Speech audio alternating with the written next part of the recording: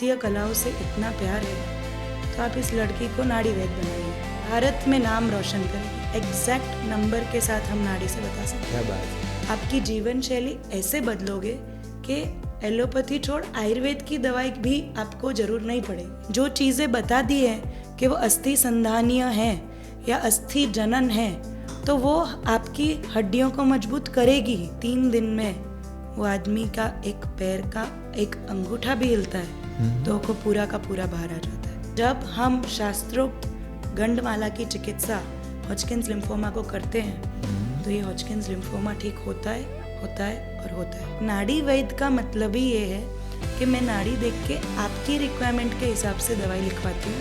आपको किस चीज़ पे वर्क करना है उसकी चाबी हम दे देंगे, फिर ताला आपको खुद लगाना है। Sometimes carry what you can no.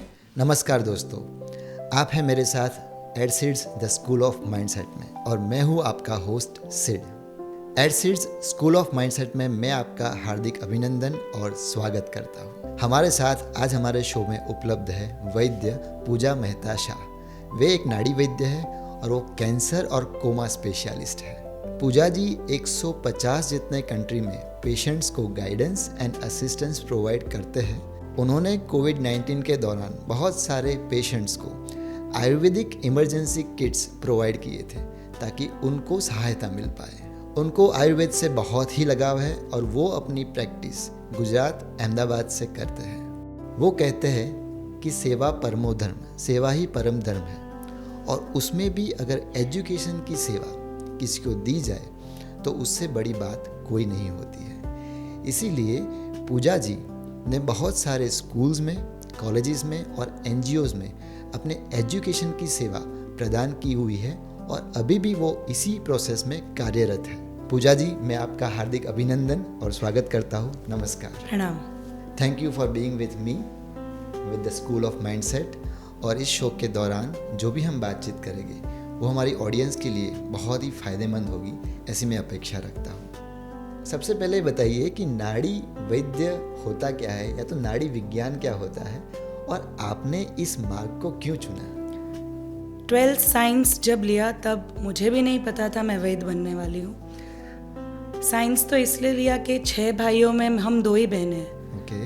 तो सब भाई कॉमर्स पढ़ेंगे, बिजनेस संभालेंगे, तो मैं उनसे भी कुछ हटकर करना चाहती थी। तो सोचा जो वो लोग नहीं कर सकते वो करके दिखाऊं, इसलिए साइंस लिया। और उस टाइम पे रिज़ल्ट बहुत अच्छा आया। सोचा अहमदाबाद के सबसे टॉप इंस्टीट्यूट में एडमिशन लूँगी। लिस्ट इसलिए ऐसी बनाई क्योंकि मारवाड़ी हूँ एंड बाहरगाम पढ़ने के लिए पापा मम्मी जाने नहीं देंगे। तो सिटी में क्या सबसे बेस्ट है? सबसे पहले लिस्ट में IIM अहमदाबाद था, it's a post graduate institute. फिर था NID इंस्टीट्यूट, वो भी पोस्ट ग्रेजुएट इंस्टीट्यूट था। थर्ड लिस्ट में सेप्ट था।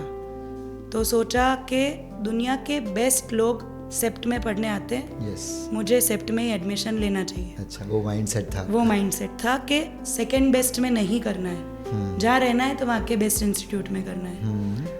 तब स्कूल ऑफ आर्किटेक्चर के लिए प्रैक्टिस चालू करी टू गेट द एंट्रेंस।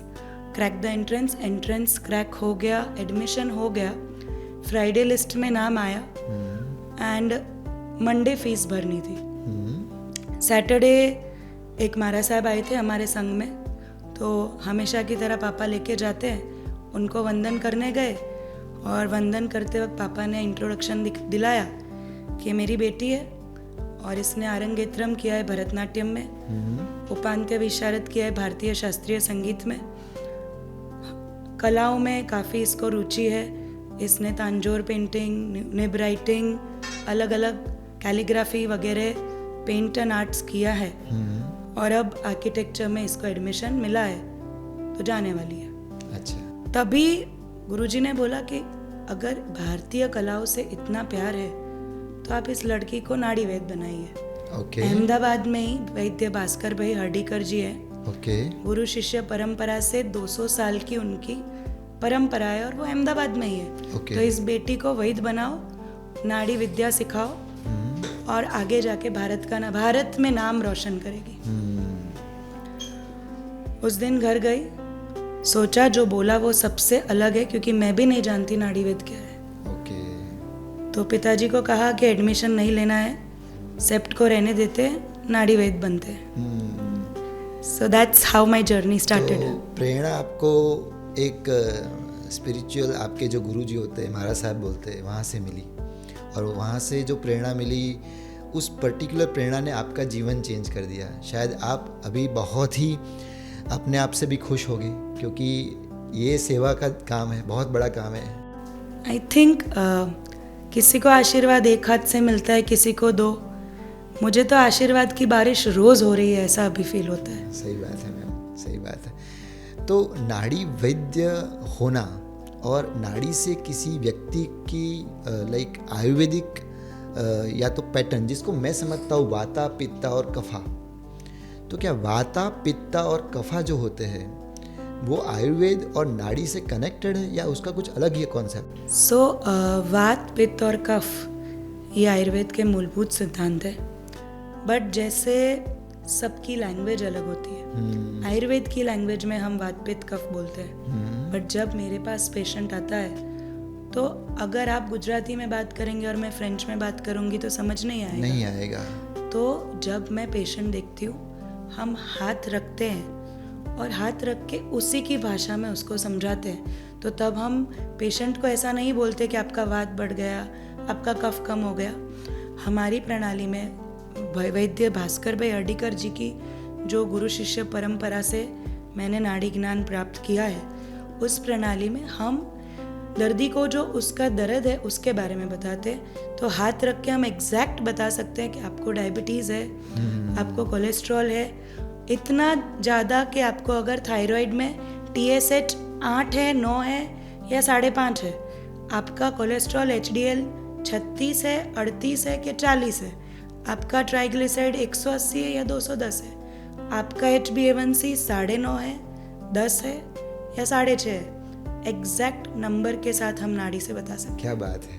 तो नाड़ी का इतना ज़्यादा इम्पोर्टेंस क्या हम लाइक एक इंडिविजुअल के लिए, ये तो बहुत ही अच्छी बात है कि एक लाइक जैसे कि मैजिक जैसा हो रहा है। कि जनरली क्या होता है कि लोग क्या सोचते हैं कि मुझे अगर कोई डिजीज़ हुआ है तो जनरल डॉक्टर्स, एलोपैथिक डॉक्टर्स तो ये बताते हैं कि आपको ये सारे रिपोर्ट्स करके आना है, और आप इतना अच्छा बता रहे हैं कि नाड़ी चेक करके हम इनके ऑलमोस्ट एग्जैक्ट वैल्यू बता सकते हैं। तो ये सर थोड़ा सा सबको आश्चर्यजनित लगता है, बट मेरे क्लिनिक में ये नियम है कि एक भी फाइल, एक भी फोल्डर, एक भी रिपोर्ट पेशेंट लेके तो बहुत आते हैं, बट हम खुलवाते भी नहीं है। नाड़ी देख के उसको बोलते हैं कि लेफ्ट पैर के घुटने में दुख रहा है, या कमर में सुबह दर्द होता है, या रात को 2 बजे ही नींद टूटती है, और एग्जैक्ट कैंसर का पेशेंट अगर आया है तो एग्जैक्ट लीवर में प्रॉब्लम है,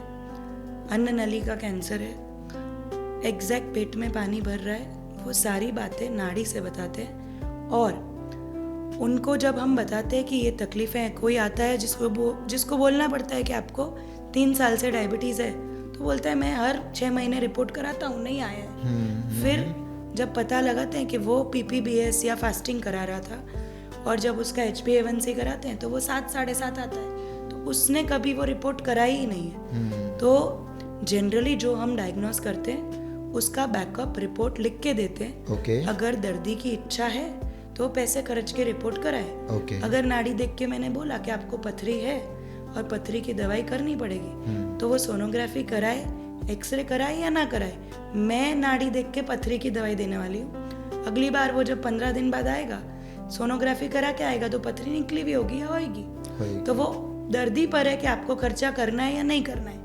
बट जब आप ऑलरेडी दवाइयाँ लेकर आ रहे हैं, थायराइड की दवाई अगर 4 साल से ले रहा है कोई, तो हम हर महीने उसको दवाई कम करा के रिपोर्ट करके और डोज कम कराते हैं, क्योंकि कोई भी एलोपैथी दवाई अगर शुरुआत करते हैं तो उसको एक झटके में हम बंद नहीं कर सकते।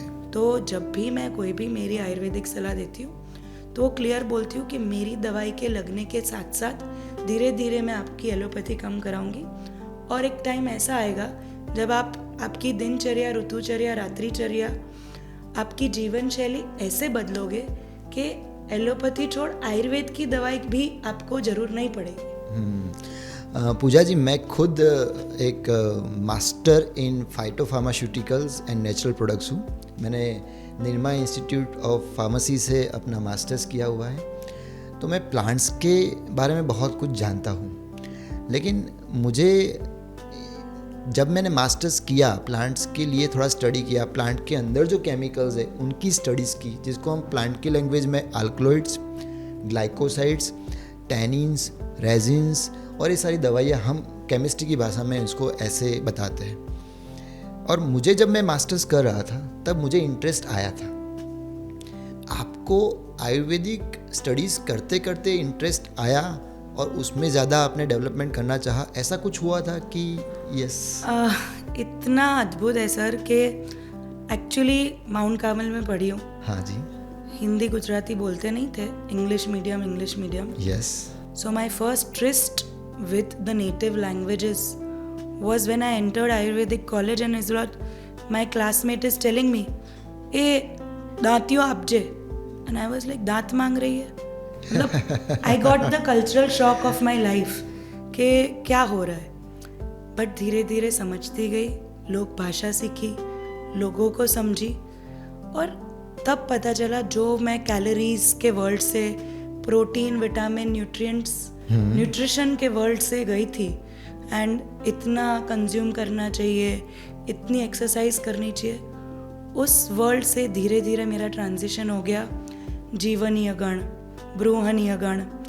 ये केश्य है यानी बालों के लिए अच्छा है, ये कांतिकर है, वर्णकर है यानी स्किन के लिए अच्छा है। सो आयुर्वेद में इतना ज़्यादा मैजिकल डिस्क्रिप्शन है कि आप केमिकल्स डिस्क्राइब करेंगे, आप protein, vitamin, nutrients, multivitamins describe करेंगे और हम बोलेंगे कि ये अस्थि संधान्य है, यानी अगर आपकी अस्थियों में कोई प्रॉब्लम है, अगर आपके वीक बोन्स है, तो आपको दिमाग नहीं दौड़ाना है कि मैं केले से कैल्शियम निकालूं, दूध से कैल्शियम निकालूं। नहीं, जो चीज़ें बता दी है कि वो अस्थि संधानीय है या अस्थि जनन है, तो वो आपकी हड्डियों को मजबूत करेगी। सो जो it is beyond what modern medical science can even imagine. So lot of people come and tell me कि आयुर्वेद में रिसर्च की ज़रूरत है, मैडम आप कोई रिसर्च क्यों नहीं कर लेते? तब मुझे उन्हें बताना पड़ता है कि कई साल पहले पेनिसिलिन का खोज हुआ था और अब ऐसा बोलते हैं कि पेनिसिलिन इज बैंड बिकॉज उसके ओवरडोज से आदमी डेफ हो जाता है, बहराश आ जाती है। Yes yes. बट 10,000 साल से भी ज़्यादा से पहले सुदर्शन घनवटी को बुखार के लिए यूज़ किया गया था। आज भी 10,000 साल बाद में यूज़ कर रही हूँ। उसकी इफ़ेक्ट्स का हमको बहुत अच्छे से ज्ञान है, उसकी साइड इफ़ेक्ट्स कोई होती नहीं है। बट हाँ, अगर बुखार में आप सुदर्शन घनवटी ले रहे हैं तो जो बुखार की चर्या है भोजन और आराम की, वो नहीं करते हैं तो आपको रिजल्ट नहीं मिलता है। So there is no research, Ayurveda is proof, we can't proof a proof further. जो चीज़ ऑलरेडी प्रूवन है उसको क्या प्रूफ करना है? सही बात है। आई एम लकी कि मैं तथ्य पढ़ रही हूँ जिसके आगे कुछ और विचार विमर्श करने की जरूरत ही नहीं है। और हमारी माइथोलॉजी में जैसे रामायण था, वहाँ पे लक्ष्मण जी को जब ये परेशानी हुई थी, वो ऑलमोस्ट उनका देहांत हो गया था, तब जाके हनुमान जी ने उनको संजीवनी बूटी दी थी और वो एक पहाड़ लेके आए थे, गुरुजी थे, संजीवनी बूटी निकाल। ये सारी कथाएं सही है, अब तो हम माइथोलॉजी नहीं रियलॉजी बोलते हैं। हाँ, कि दिस इज द ट्रूथोलॉजी। बट मैं कैंसर और कोमा की स्पेशलिस्ट हूँ सर, एंड 100 से ऊपर कोमा के पेशेंटों को 3 ही दिन में सोने की दवाई देकर हमने बाहर निकाला है। सो जो आदमी 6 महीने से बिस्तर में है, भान में नहीं है, उसको हम हर 3 घंटे में सिर्फ और सिर्फ स्वर्ण भस्म की पुड़िया देते हैं। उसके अमुक स्ट्रिक्ट डोजेजेस हैं, उसके नियम होते हैं, एंड अगर 3 दिन में वो आदमी का एक पैर का एक अंगूठा भी हिलता है तो वो पूरा का पूरा बाहर आ जाता है। Wow. So this research I've been doing since last 8 years now, and hopefully one day, क्योंकि बोलते हैं ना राष्ट्रवाद, नेशन फर्स्ट, बट कहीं ना कहीं मुझे लगता है कि जो भारतीय चीज़ें हैं वो बाहर वाले ज़्यादा सहलाई से अपना रहे हैं. Yes. So this research I might present one day at MIT और हार्वर्ड. हम चाहते हैं कि ये रिसर्च आप पब्लिश करें और इनका फ़ायदा पूरे भारतवर्ष को मिले, सभी भारतवर्ष के व्यक्तियों को मिले और जिन्हें ज़रूरत है उन सबको ही मिले. मुझे एक क्वेश्चन आ रहा है मैम, आप कैंसर एंड कोमा स्पेशलिस्ट हैं, तो कैंसर के patients generally radiotherapy and chemotherapy तो यूज़ करते ही है, तो आप क्या उनको उसमें हेल्प मीन्स आयुर्वेदिक ट्रीटमेंट से उसमें हेल्प करते हैं कि कैंसर अभी ही? 19 साल हो गए नाड़ी देखते. हाँ हाँ. पहले 5-6 साल जब शुरू की थी प्रैक्टिस, तब लोग फाइल लेके फोल्डर लेके, कीमो वाले ने मना कर दिया, जब रेडिएशन वाले ने मना कर दिया, ओके और हर दरवाजा बंद हो गया तब आते थे. ओके. बट आज के दिन इतने 6 लाख लोगों को देख चुकी हूँ सर. वाओ. रोज़ के 200 से 250 पेशेंट देखती हूँ. तो इतनी प्रैक्टिस हो गई है कि अब पहली फाइल मेरे पास ही आती है. वाओ. तो जो लोग आते हैं वो ना कीमो करना चाहते हैं ना रेडिएशन. ऑफ कोर्स ऐसे लोग होते हैं जो दोनों करना चाहते हैं, ऐसे लोग होते हैं जो कीमो करने के बाद अब बंद करके आयुर्वेद करना चाहते हैं. ओके. सो हर आदमी अलग अलग स्टेजेस पे आता है. अब कुछ लोग बोलते हैं कि डॉक्टर ने बोल दिया 5 दिन जियो, 10 दिन जियो, पता नहीं कितना जियो, अब आप इनको घर ले जाइए, आराम करिए, सेवा कराइए. तो ऐसे कई केसेस में भी रेडिकल चेंजेस इतनी देखे हैं कि डॉक्टर ने 15 दिन बोला और 15 महीने से मज़े कर रहे हैं घर पे. ओके.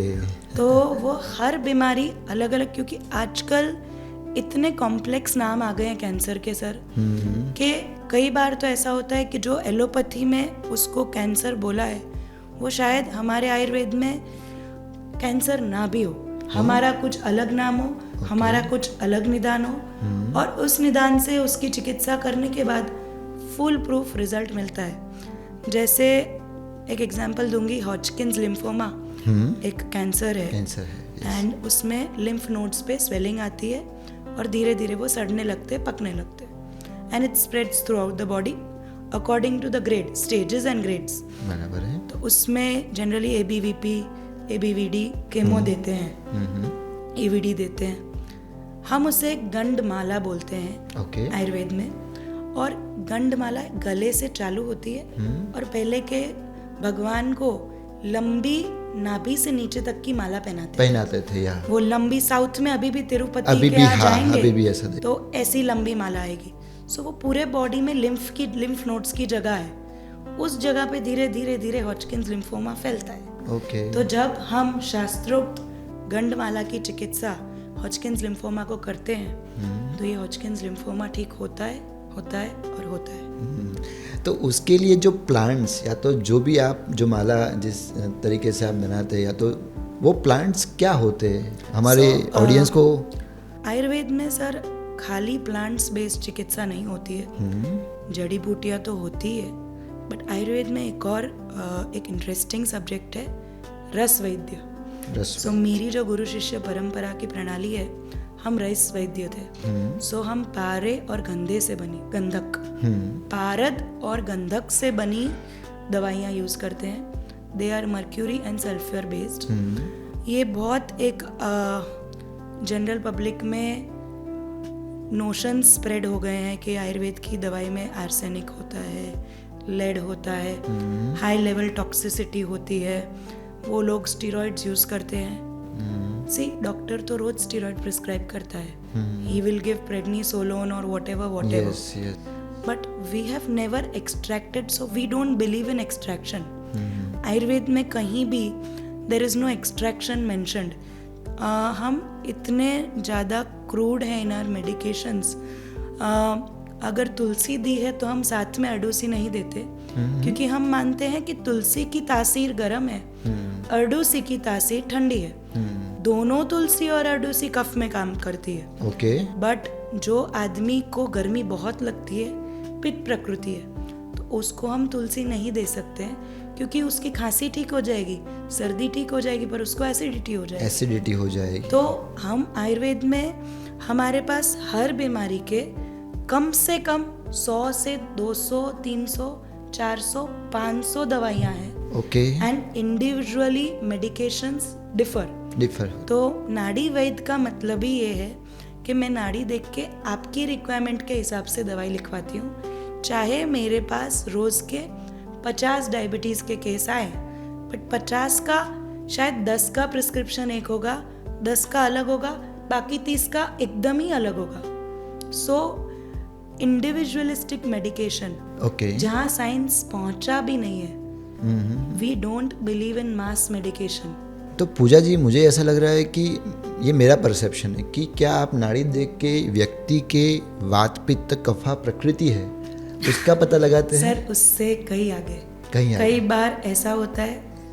जब हम विकृतियाँ ठीक कर रहे हैं, जो मेरे पास आते हैं पेशेंट, वो कोई ना कोई विकृति लेके आते हैं। कोई कुछ उसके स्वभाव में अलग है। विकृति, मैं विकृति समझाती हूँ। उसके स्वभाव में कुछ नया चेंज हुआ है, यानी एकदम ठीक था और पेट में दुखना चालू हुआ। तो जो चेंज है दैट इज विकृति। ओके। बट जो नॉर्मल है, जैसे आज मैं नॉर्मल हूँ, मुझे कोई दवाई नहीं चल रही है, दैट इज माई प्रकृति। बराबर। Wellness and illness.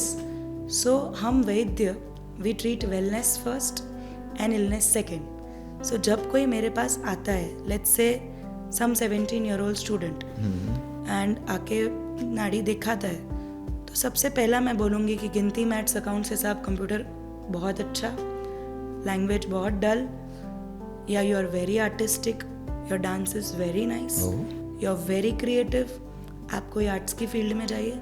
सो आदमी की प्रकृति को परखना वो हम पहले सीखते हैं, फिर विकृति को ठीक करना सीखते हैं। अच्छा। तो कई बार जब ट्रीटमेंट ठीक हो जाता है, अगर वो मेरे पास घुटने का दर्द लेके आए हैं, बराबर, 3 महीना 6 महीना एकदम ठीक हो गया है, he is back to normal और she is back to normal, पर उसके बाद वापस नहीं हुए, उसके लिए मैं समझाऊंगी कि मैडम देखिए, आपकी पित्त की प्रकृति है, आपको इमली खाते ही तकलीफ चालू होगी, तो आप ये इमली, अमचूर, कच्ची कैरी, चाट मसाला, बेसन, नमकीन, 5 या 6 चीज़ की हम लिस्ट देंगे, तो ये आप साल भर में होए उतना कम खाइए। ओके। और 1-1.5 साल निकल जाएगा कि आपको दर्द नहीं है, तो बॉडी इतना मजबूत हो जाएगा कि दर्द वापस अट्रैक्ट ही नहीं करेगा। So our job never ends when the reports are okay, our job starts when the reports are okay.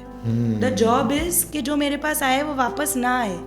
मुझे क्लिनिक में भीड़ नहीं बढ़ानी है, हाँ जी। लोगों को ठीक करके वो संदेश वापस भेजना है कि हेल्दी रहने के लिए वैद्य डॉक्टर के पास जाने की जरूरत नहीं है। जब आप आपकी प्रकृति समझ लेते हो और आप समझ लेते हो कि आपको माइग्रेन हो रहा है, और माइग्रेन क्यों अटैक ट्रिगर हो रहा है, क्योंकि रोज लेट नाइट्स है, रात्रि जागरण, चिंता, शोक, भय, या खाने के टाइम चेंज है। तो आपको दवाई नहीं लेनी है, आपको आपके स्लीप शेड्यूल पे वर्क करना है, आपको आपके फूड शेड्यूल पे वर्क करना है, आपको किस चीज़ पे वर्क करना है उसकी चाबी हम दे देंगे, फिर ताला आपको खुद लगाना है। बहुत अच्छी बात है। शायद ये बातों से जो भी स्टूडेंट्स अभी आयुर्वेदिक या तो ऐसे कोर्सेज को कर रहे हैं, उनको बहुत प्रेरणा मिलेगी, और आप चाहते हैं कि बच्चे नाड़ी वैद्य या जो ये। Sir, I am 39 today. Okay. 50 पे मुझे रिटायर होना है। ओके। 20 साल की थी तब से नाड़ी देखना चालू किया है। Okay. Second year of college and I had already started my practice. मेरे गुरु ने जो भूल करी, भूल तो नहीं कहूँगी, बट शायद वो दूरदृष्टा से आगे मुझे बढ़ना है। सही बात है। तो उन्होंने पढ़ाना चालू किया जब वो उनकी प्रैक्टिस से रिटायर हुए। जब तक वो प्रैक्टिस करते थे तब तक पढ़ाते नहीं थे। पिछले 10 साल से मैं मेरे नीचे स्टूडेंट्स को ट्रेन कर रही हूँ। ओके। चाहे वो आयुर्वेद के हो, फूड एंड न्यूट्रिशन के हो, हेल्थ सेक्टर से रिलेटेड उनको अगर आगे काम करना है, आगे बढ़ना है। एंड अभी और 11 साल है मेरे पास, 15 बच्चे ट्रेन कर चुकी हूँ। Before retirement I want to train 500 nadi वैद्यास। बहुत अच्छी बात आफ्टर 50 मैं नाड़ी देखना बंद कर दूंगी।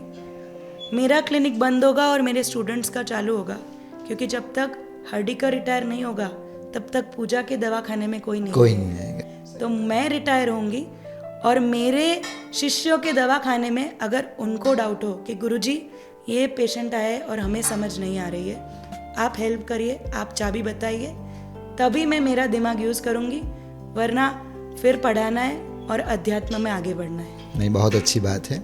और जो ऑडियंस इस प्रोग्राम को देख रहे हैं उनको ये समझना चाहिए कि वो ऑडियंस यहाँ पे इस पर्पज़ से भी है ताकि उनको एक इंस्पिरेशन मिले। This is a school of mindset and we want to nurture every single mindset which wants to learn and grow.